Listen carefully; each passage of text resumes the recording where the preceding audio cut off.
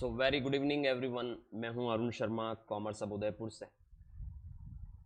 आज का जो हमारा टॉपिक है वो बहुत इंपॉर्टेंट टॉपिक है और ये टॉपिक भारत में जितने व्यापारी हैं जो जीएसटी में रजिस्टर्ड हैं, हमेशा ही ये टॉपिक बहुत कॉम्प्लिकेटेड टॉपिक रहा है और इसके ऊपर आज की ये वीडियो है और लगातार मैं 2 वीडियो बनाऊंगा। आज की वीडियो इंट्रोडक्टरी वीडियो और फिर इसका जो प्रैक्टिकल पार्ट हम अकाउंटिंग में देखने वाले हैं वो अगली वीडियो में देखने वाले हैं। सो आज हम बात करेंगे जीटीए सर्विसेज के ऊपर। किसके ऊपर? GTA services. जीटीए का फुल फॉर्म होता है गुड्स ट्रांसपोर्ट एजेंसी, यानी एक ट्रांसपोर्टर की जो सर्विसेज बिजनेस लेते हैं उसको हम जीटीए सर्विस कहते हैं। अब सर ये इंपॉर्टेंट क्यों है टॉपिक, इसको समझना बहुत जरूरी है। Goods transportation service. देखिए, इसको समझने के लिए हम पहले बिजनेस को समझेंगे, जीएसटी को समझेंगे। आप सबको समझना है कि जीएसटी एक टैक्स है जो गुड्स और सर्विस दोनों पे लगता है। आप गुड्स की सप्लाई करोगे और अगर आप जीएसटी में रजिस्टर्ड हैं तो आपको गवर्नमेंट को टैक्स देना है। आप सर्विसेज की सप्लाई करोगे, आपका बिजनेस जीएसटी में रजिस्टर्ड है, आपको तब भी गवर्नमेंट को टैक्स देना है। तो ये कंबाइंड टैक्स सिस्टम है, 2017 से इंडिया में इंट्रोड्यूस हो गया है। उससे पहले गुड्स पे अलग तरह के टैक्सेस लगते थे, सर्विसेज पर अलग तरीके के टैक्सेस लगते थे। अब अगर हम बात करें सर्विसेज की, तो देखिए सर्विसेज के केस में सर्विसेज का फिजिकल एग्जिस्टेंस तो होता नहीं। सर्विसेज, मैं किसी को ये नहीं कह सकता किसी ट्रांसपोर्टर को कि यार मेरी ये सर्विसेज मुंबई ले जानी है तुझे। जिस चीज का आपका फिजिकल एग्जिस्टेंस होगा आप वही चीज मंगवाओगे या वही चीज भेजोगे। तो सर्विसेज के केस में जीटीए यानी एक फ्रेट का कोई रोल नहीं होता है। जीटीए सर्विसेज यानी इसे आप अगर सीधी भाषा में बात करें कि ट्रांसपोर्टर की सर्विसेज का कोई रोल नहीं होता, इसे हम डिफाइन करेंगे फ्रेट, माल भाड़ा। व्हाट इज माल भाड़ा? क्यों नहीं होता? क्योंकि सर्विस प्रोवाइडर के केस में सर्विसेज का मूवमेंट नहीं होता है।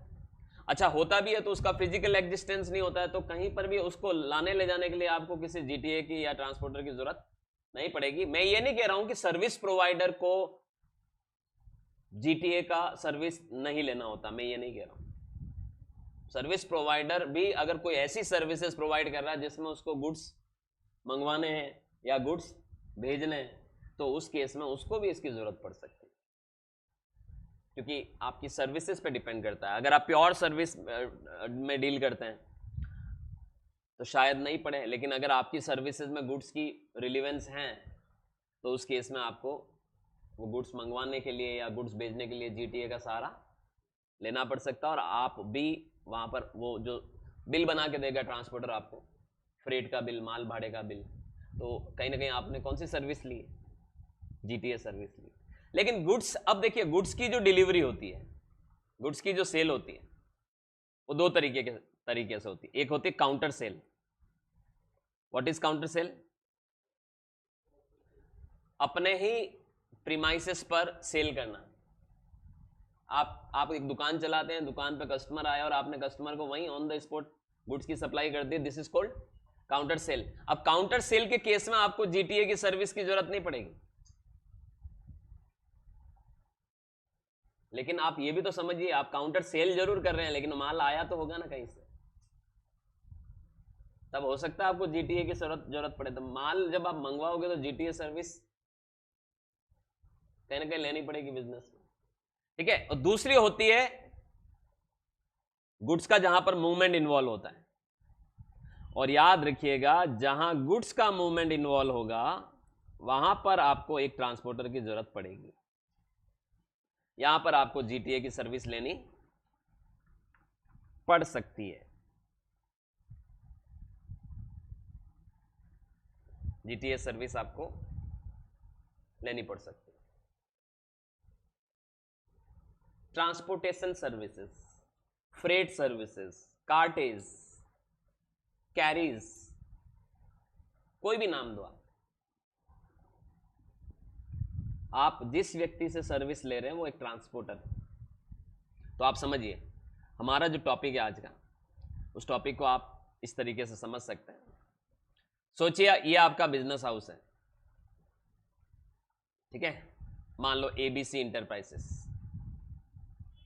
आप एक बिजनेस रन करते हैं, उसका नाम है एबीसी इंटरप्राइजेस। आपका माल मंगवाने के लिए और आप अपने कस्टमर को माल भेजते हैं, अलग अलग कस्टमर को, इसके लिए आपको किसी न किसी ट्रांसपोर्टर की ज़रूरत पड़ती ही है। मान लो आपका माल आ रहा है आपके सप्लायर से, सप्लायर मान लो आपका महाराष्ट्र में है, आप हैं राजस्थान में, और आप वापस से उस माल की जो सप्लाई करते हैं, जो आपके कस्टमर हैं, आपके जो रेसिपिएंट हैं, उनको गुड्स की सप्लाई करते हैं, तो वो रेसिपिएंट भी आपके अलग अलग जगह, कोई कोटा में, कोई अजमेर में, कोई जोधपुर में, कोई जयपुर में, कोई नोएडा में, कोई गुड़गांव में, कोई दिल्ली में, कोई चंडीगढ़ में। तो आपने वापस गुड्स का डिलीवरी भी करना। तो दो तरीके का मूवमेंट यहाँ पर आपको आपकी बिजनेस में होता है गुड्स का, एक इनवर्ड मूवमेंट और एक आउटवर्ड मूवमेंट। और जब भी आप इनवर्ड मूवमेंट और आउटवर्ड मूवमेंट करते हैं, आपको या तो देखिए यहां पर दो ऑप्शन है, या तो आप अपनी खुद की गाड़ी खरीद लीजिए, ट्रक खरीद लीजिए और माल खुद अपने ही ट्रक में लाइए और अपने ही ट्रक में भेजिए। ये तो अब ऑब्वियस सी बात है, हर बिजनेस के लिए तो मुमकिन नहीं है। बड़े बड़े बिजनेस तो अपनी खुद की गाड़ियां खरीद सकते हैं, लेकिन हर बिजनेस से आप एक्सपेक्ट करोगे कि ऐसा होगा तो मुमकिन नहीं है। ऐसे केस में आपको जरूरत पड़ती है किसकी? आपको जरूरत पड़ती है एक ऐसे पार्टी की जिसके ट्रक में आपका माल आ रहा है और जिसके ट्रक में ही आपका माल वापस डिलीवर हो रहा है। याद रखिएगा, पड़ती है कि नहीं पड़ती बताओ? माल मंगवाते वक्त भी आपको जीटीए का सर्विस लेना पड़ सकता है, माल खरीदते वक्त भी आपको जीटीए की सर्विस लेनी पड़ सकती है। जीटीए का मतलब होता है एक ट्रांसपोर्टर की सर्विस लेनी पड़ सकती है।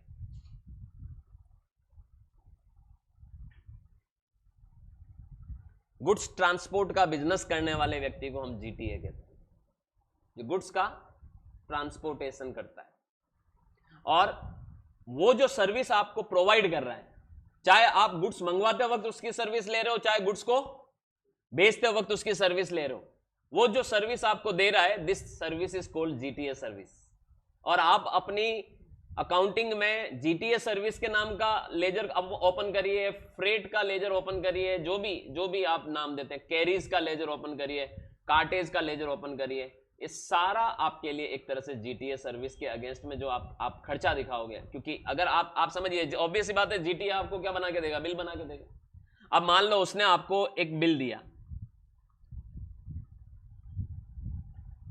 और इस बिल में उसने अपनी सर्विस का, माल भाड़े का उसने लिख दिया ट्रांसपोर्टेशन चार्जेस, उसने जोड़ दिया कि आपका जो माल उसने सप्लाई किया है वो तो एक तरह से सर्विस प्रोवाइडर है। जीटीए कौन है? सर्विस देने वाला व्यक्ति है। अगर बॉम्बे से माल लेके उदयपुर आ रहा है उसका ट्रक, आपका माल, तो इसका मतलब ये थोड़ी हो गया कि उसने आपको अपना ट्रक बेच दिया। Is only supplying service. वो सिर्फ उस ट्रक के जरिए आपको क्या दे रहा है? गुड्स के मूवमेंट की सर्विस दे रहा है। और वो सर्विस के बदले में आपको क्या बना के देगा? बिल बना के देगा कि साहब मेरा ये 50,000 रुपए का भाड़ा हुआ। एम आई राइट और रॉन्ग? अब 50,000 रुपए का भाड़ा हुआ ये तो ठीक है, लेकिन सोचिए अगर वो बहुत बड़ी पार्टी है, भैया ट्रांसपोर्टर भी बड़े बड़े होते हैं, हो सकता है उनका बिजनेस आपके बिजनेस से कई गुना ज्यादा बड़ा है, नहीं हो सकता? बताओ, आप एक छोटा सा दुकान चलाते हैं, रिटेलर है, होलसेलर है, आपका टर्नओवर 80 लाख रुपए का है, उस बंदे का टर्नओवर 80 करोड़ का है, हो सकता है कि नहीं हो सकता? जो आपको सर्विस दे रहा है, ट्रांसपोर्टेशन सर्विस दे रहा है। तो ऑब्वियस सी बात है कि हो सकता है वो भी जीएसटी में क्या हो? रजिस्टर्ड पार्टी हो। कौन? GTA, goods transport agency. अगर वो रजिस्टर्ड हुई तो हो सकता है वो यहां पर आपके बिल में साथ में क्या जोड़े? जीएसटी जोड़े, हो सकता है वो जीएसटी जोड़े 5%, हो सकता है वो जीएसटी जोड़े 12%। सर ये 5% 12% आप क्या बातें कर रहे हो? अभी मैं बताऊंगा इसका नियम क्या है। आज की क्लास में पढ़ना ही हमें यही, जीटीए सर्विस, आरसीएम, एफसीएम, इन पे डिस्कस करेंगे आज। And it is a very very important expenses for any business जो किसी जीटीए की सर्विसेज लेते हैं उनके लिए तो ये खर्चा है, और इस खर्चे पे वो हो सकता है रिवर्स चार्ज में उनको टैक्स देना पड़े, हो सकता है सामने वाला पार्टी जीटीए उनसे फॉरवर्ड चार्ज में टैक्स वसूले, आईटीसी मिलेगी नहीं मिलेगी, आरसीएम में पेमेंट करना है, एफसीएम में पेमेंट करना है, जीटीए रजिस्टर्ड है नहीं है, आप रजिस्टर्ड है नहीं है, ये सारी चीजें बड़ी कंफ्यूजिंग होती है, लोगों को समझ नहीं आती आसानी से, क्योंकि जब बहुत सारे नियम किसी एक ही टॉपिक के साथ जोड़ दिए जाते हैं तो वो नियम बड़ा कॉम्प्लिकेटेड हो जाता है। और जीटीए सर्विस आज जीएसटी को आए इतना साल हो गया साहब, समझ रहे हैं, 8 साल से ज्यादा समय हो गया, या 1 जुलाई लग गया साहब, आज मैं 2 जुलाई को पढ़ा रहा हूं, 8 ईयर्स कंप्लीट हो चुके हैं 2025 में।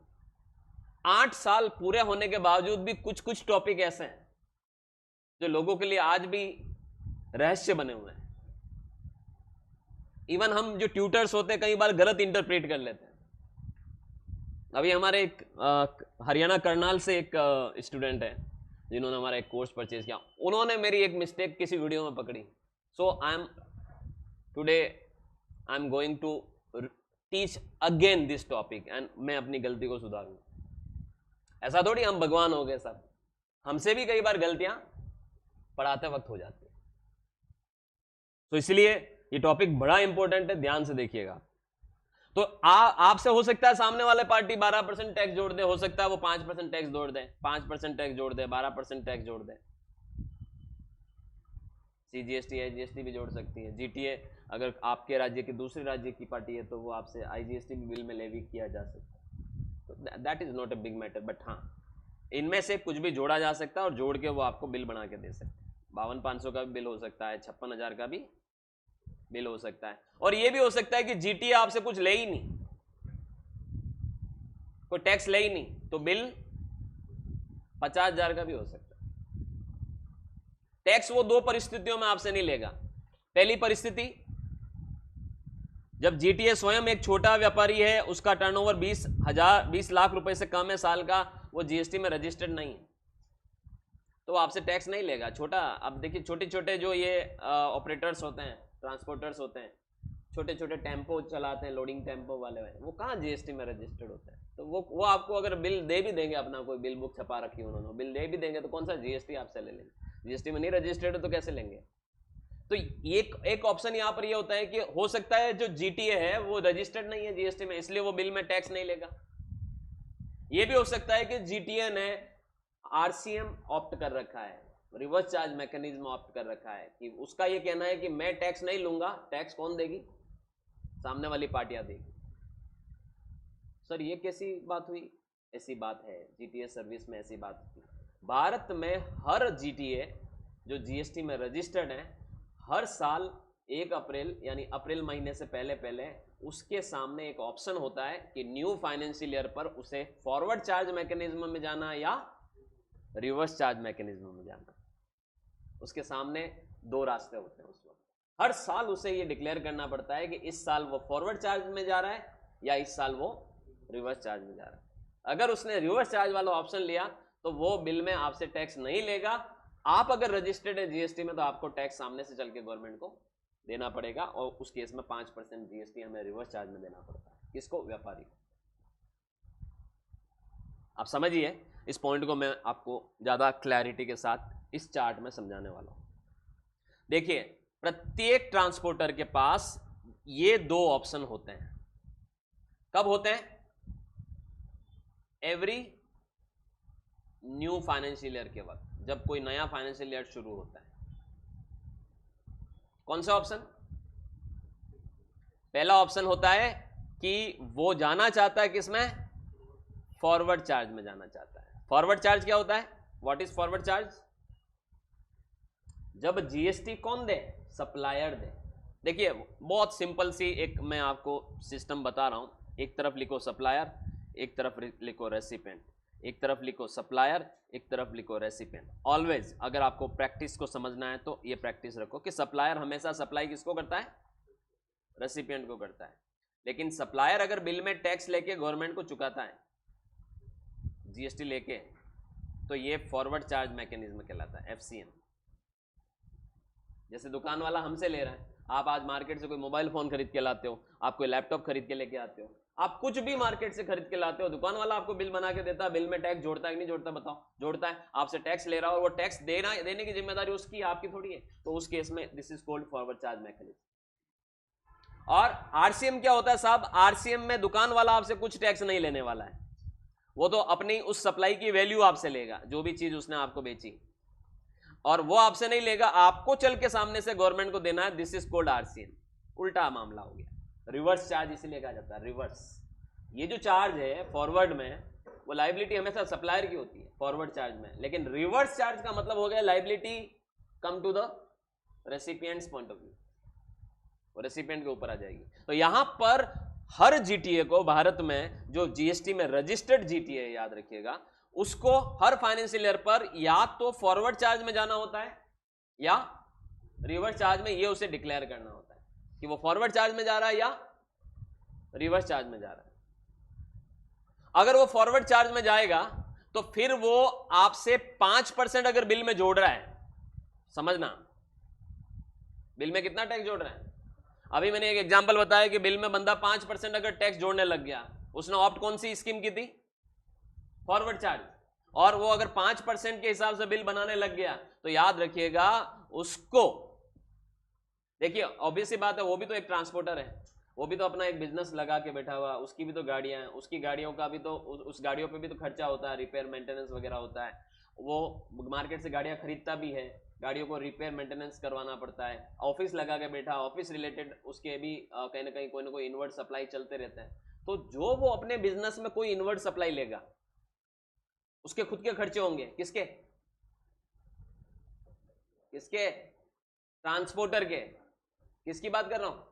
ट्रांसपोर्टर की। अगर ट्रांसपोर्टर आपसे बिल में ट्रांसपोर्टेशन चार्जेस के साथ 5% जीएसटी जोड़ के दे रहा है आपको बिल, तो मान के चलो वो ट्रांसपोर्टर को इनपुट टैक्स क्रेडिट नहीं मिलने वाली है अपने इनवर्ट सप्लाईज के ऊपर, यानी वो फिर आईटीसी क्लेम नहीं कर सकता, क्योंकि वो भी तो जीएसटी में रजिस्टर्ड है, वो भी तो जीएसटीआर 1 भरेगा, सेल दिखाएगा, वो भी तो जीएसटीआर 3B फाइल करेगा। जब वो 3B फाइल करेगा, वो इनपुट नहीं ले पाएगा किसी भी चीज की, क्योंकि उसने कितना परसेंट टैक्स कलेक्ट किया आपसे? 5% ही कलेक्ट किया। गवर्नमेंट ने साफ तौर पे बोल दिया कि अगर वो आपसे 5% चार्ज करता है तो ये विदाउट आईटीसी होगा, उसको इनपुट नहीं मिलने वाली। किसको? ट्रांसपोर्टर को। इस 5% की इनपुट सामने वाले रेसिपिएंट को तो मिल जाएगी, आप मान के चलिएगा।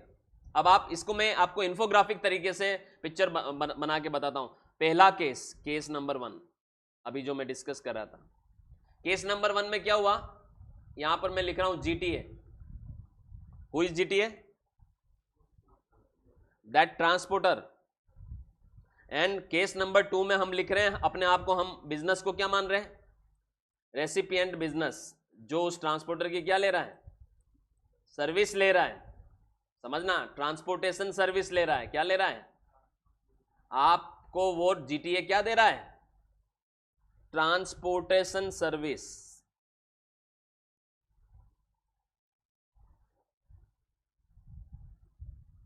आपके गुड्स का मूवमेंट करवा रहा है और आपको ट्रांसपोर्टेशन सर्विस दे रहा है। अगर आप सोचिए उसने, मैं यहां पर बिल का फोटो भी बना देता हूं, अगर आप सोचिए उसने आपसे फ्रेट चार्जेस का बिल बना के दिया, या उसने जीटीए सर्विस का बिल बना के दिया, ट्रांसपोर्टेशन सर्विस का बिल बना के दिया, कितना परसेंट?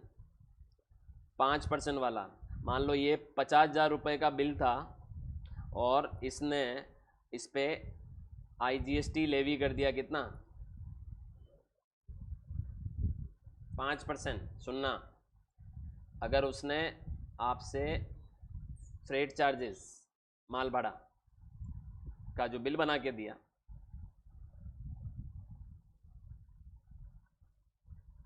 जीटीए सर्विस का बिल बना के दिया, और उसने अगर इसमें 2500 रुपए का टैक्स आपसे ले लिया, आपसे किससे?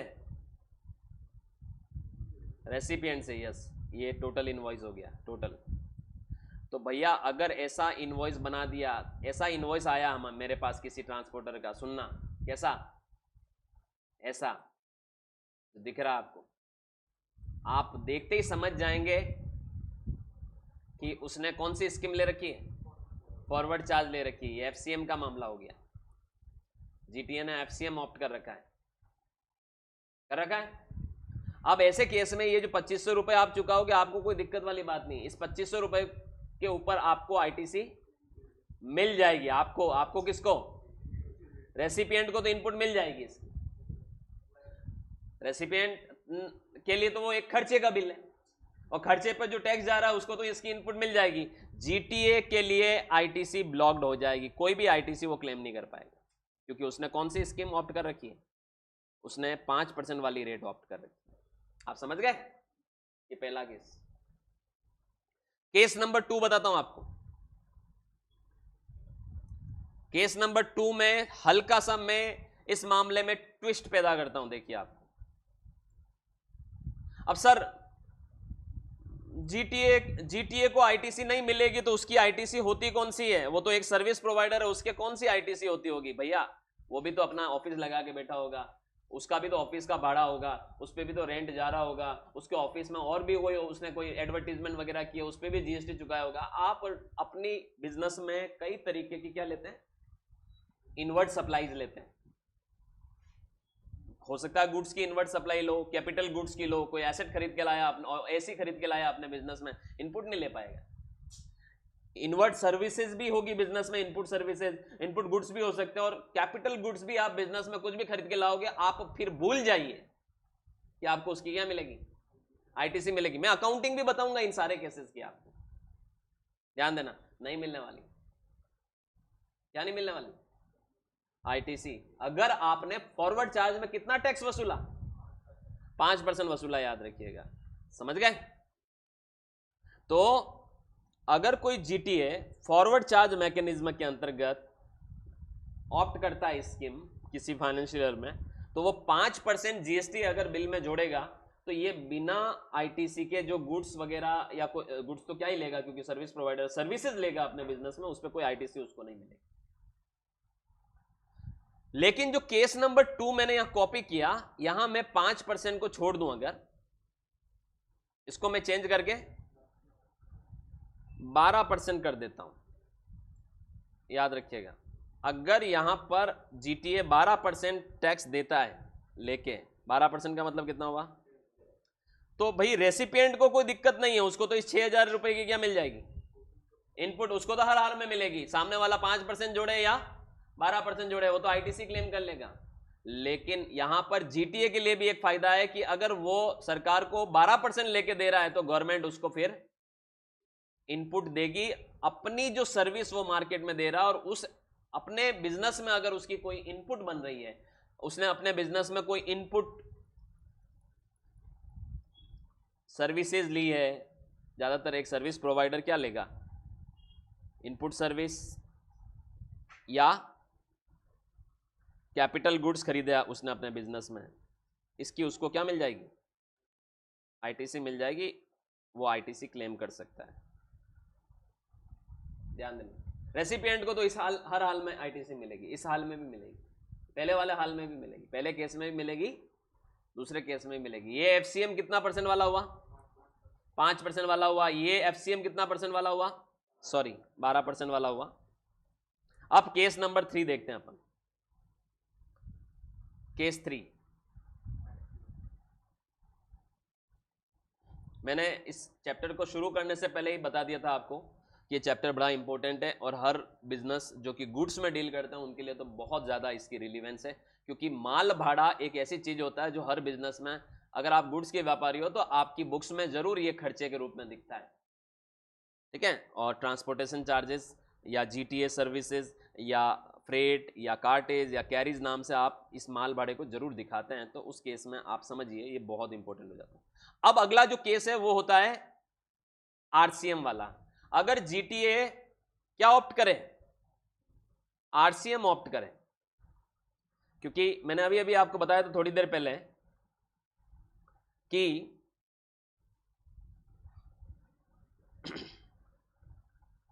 अगर कोई जीटीए एफसीएम नहीं ऑप्ट करता है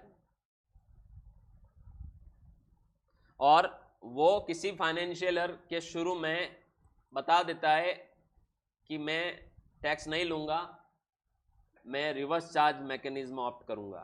ठीक है, तो अगर आप एफसीएम ऑप्ट नहीं करते हैं और आप क्या ऑप्ट करते हैं, आरसीएम ऑप्ट करते हैं, आप बोलते हैं कि भाई मैं फॉरवर्ड चार्ज में टैक्स लेके देने की मूड में नहीं हूं, सामने वाली पार्टियां क्या देगी, टैक्स देगी, आरसीएम। तो आरसीएम के केस में 5% जीएसटी लगता है जीटीए सर्विस पे। कितना? लेकिन जीटीए आपसे अगर आपको 50,000 का भी बिल देगा तो वो सिर्फ 50,000 का बिल ही देगा। इस केस में ये जीटीए आपको बिल कितने का देगा, वो टैक्स नहीं जोड़ सकता। समझना, जीटीए आपके बिल में टैक्स नहीं जोड़ सकता क्योंकि उसने कौन सी स्कीम ऑप्ट कर रखी है, आरसीएम ऑप्ट कर रखी है। अब आप समझिए ये जो बिजनेस होगा रेसिपिएंट, और इस देखिए इसका रजिस्टर्ड होना बहुत जरूरी है, रजिस्टर्ड रेसिपिएंट होना चाहिए। ठीक है, इसको सामने से चल के जीएसटी चुकाना पड़ेगा। कितना परसेंट? 5%, जो कि कितना होता है इस केस में 2500 होता है। ये 2500 रुपए गवर्नमेंट को रिवर्स चार्ज में पे करेगा बिजनेसमैन, रिवर्स चार्ज में आपको पे करना पड़ता है। और जो आपको मैक्सिमम लोगों को ये पता होना चाहिए कि रिवर्स चार्ज में अगर आपकी लाइबिलिटी बनती है तो वो आपको इलेक्ट्रॉनिक कैश लेजर से ही पे करनी पड़ती है, यानी चालान बनाना पड़ता है। ये रिवर्स चार्ज लाइबिलिटी है आपकी, क्योंकि जिस जीटीए की आपने सर्विस ली है वो जीटीए ने कौन सी स्कीम ऑप्ट कर रखी है, आरसीएम स्कीम ऑप्ट कर रखी है। वो आपसे टैक्स नहीं लिया, आपको सामने से चल के देना। लेकिन एक सवाल उठता है यहां पर कि अगर मैंने ये 5% दिया, मैंने मतलब मैं एक बिजनेसमैन हूं, तो क्या मुझे इसकी इनपुट मिलेगी? तो आप ये मान के चलिए इसकी भी आपको इनपुट मिल जाएगी, आईटीसी अवेलेबल है। आपको पहले कैश लेजर से चालान बना के 2500 का पेमेंट करना पड़ेगा और सेम रिटर्न में आप उसकी क्या क्लेम करोगे, आईटीसी क्लेम करोगे, आपको इनपुट मिल जाएगी, याद रखिए। समझ गए? तो ये 3 केसेस तो आपने देख लिए। अब मैं एक केस और बताता हूं आपको, चौथा।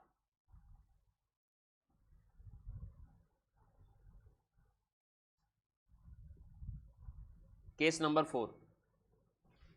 चौथा केस ये है कि सर अगर जीटीए रजिस्टर्ड नहीं हुआ तो क्या होगा। देखिए अभी आप समझिए, अभी आपने क्या बताया कि जीटीए आपका उसने आरसीएम ले रखा है, ठीक है, और उसने आरसीएम ऑप्ट कर रखा है और आप रजिस्टर्ड, आपको टैक्स देना पड़ गया। ये आरसीएम वाला केस हो गया। अब जो मैं केस बताने वाला हूं वो केस थोड़ा उल्टा है, ध्यान से देखिएगा। अगर एक छोटा जीटीए है, बिल्कुल जीटीए अगर क्या है समझना, एक मिनट, ये सब मिटा देता हूं मैं ताकि आपको इजीली समझ में आ सके।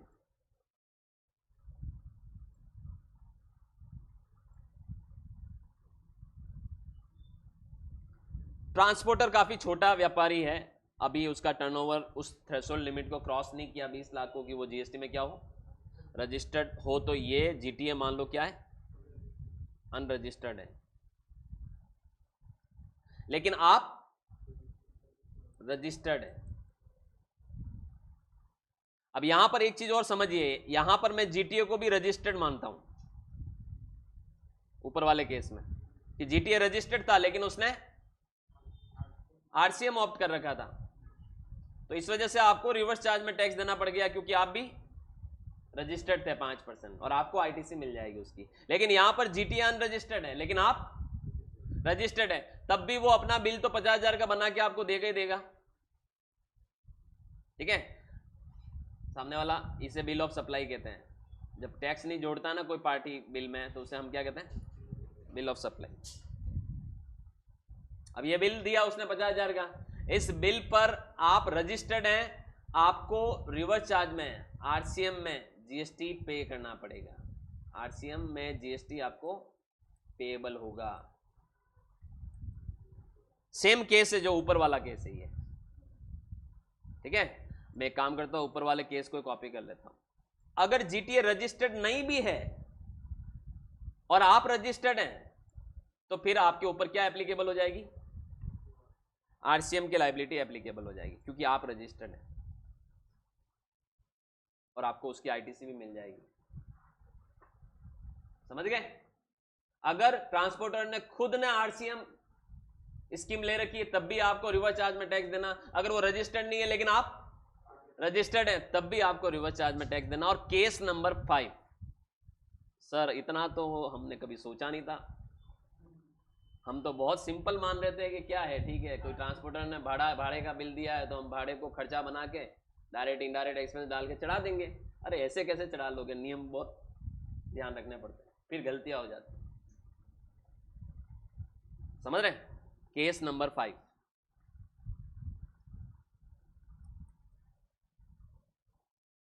पांचवा केस। चलिए पांचवा केस बता रहा हूं, ये भी बड़ा इंटरेस्टिंग केस है।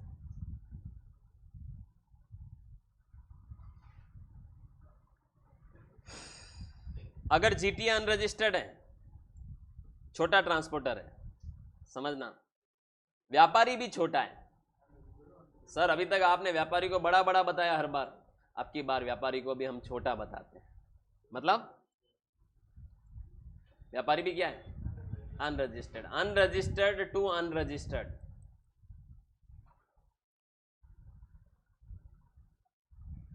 ट्रांसपोर्टर भी छोटा व्यापारी, आप भी छोटे व्यापारी।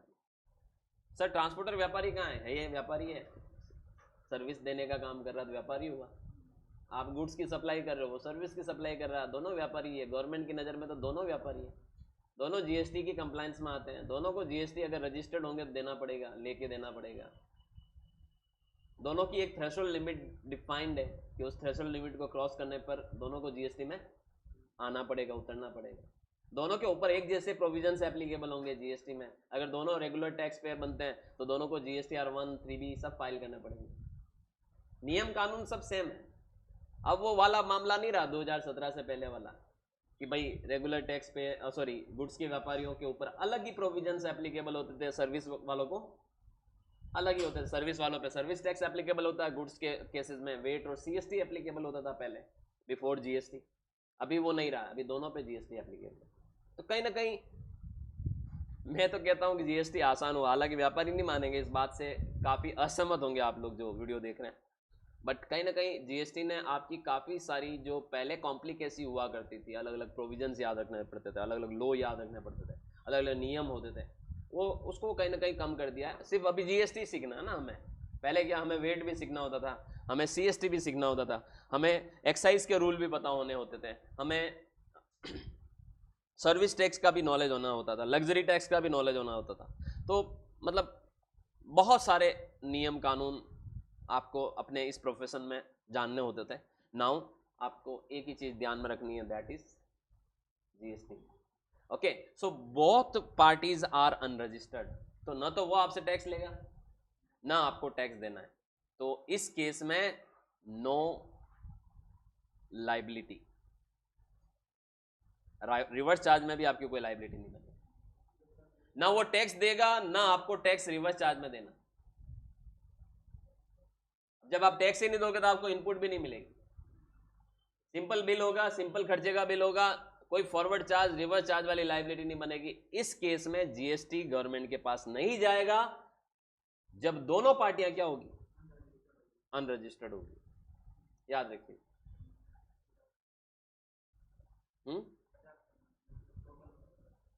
ओके, दोनों पार्टियां, यहां पर भी चेंज कर दूं, ये फिगर मैंने बदले नहीं थे, ये ठीक है, ठीक है। 50 और ये 50। तो जब कोई जीटीए अनरजिस्टर्ड हैं और आप उसकी सर्विस लेने वाले बिजनेसेस भी अनरजिस्टर्ड हैं, तो उस केस में ये सर्विसेज पर कोई टैक्स नहीं लगने वाला। ना एफसीएम में जाएगा, वो आपसे ले नहीं सकता, ना आरसीएम में आपको देना है, क्योंकि आप भी नहीं दे सकते क्योंकि रजिस्टर्ड नहीं है, राइट।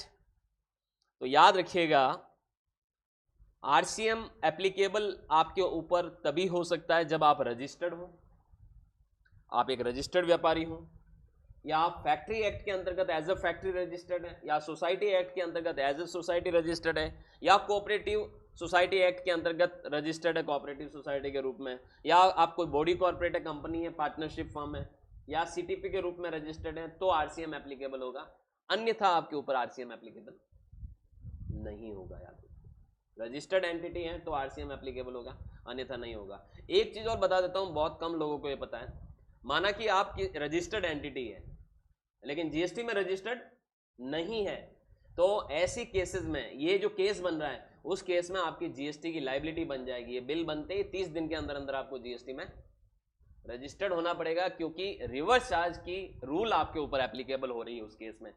जैसे एक एग्जांपल बताता हूं, मान लो आप आरओसी में रजिस्टर्ड है कंपनी के रूप में, लेकिन जीएसटी नंबर अभी आपने नहीं लिया क्योंकि आपने थ्रेशोल्ड क्रॉस नहीं किया अपना, लेकिन ये जो बिल आएगा ट्रांसपोर्टर का, इस बिल के आने के 30 दिन के अंदर अंदर आपको जीएसटी में क्या होना पड़ जाएगा, रजिस्टर्ड होना पड़ जाएगा, क्योंकि नियम ये कहता है कि आप एक रजिस्टर्ड एंटिटी है, उस केस में आपके ऊपर रिवर्स चार्ज की एप्लीकेबिलिटी होगी।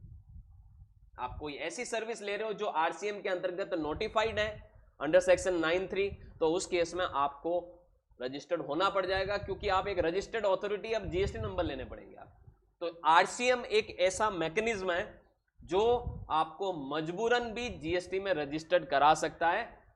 अगर आप थ्रेशोल्ड क्रॉस नहीं कर रहे हैं फिर भी आपको जीएसटी में रजिस्टर्ड होना पड़ सकता है। अगर आपने कोई नोटिफाइड गुड्स या सर्विसेज की सप्लाई अपने बिजनेस में ली तो आपको जीएसटी में रजिस्टर्ड होना पड़ सकता है। Alright, so thank you so much. इस टॉपिक का प्रैक्टिकल पार्ट हम अगली क्लास में देखेंगे। धन्यवाद।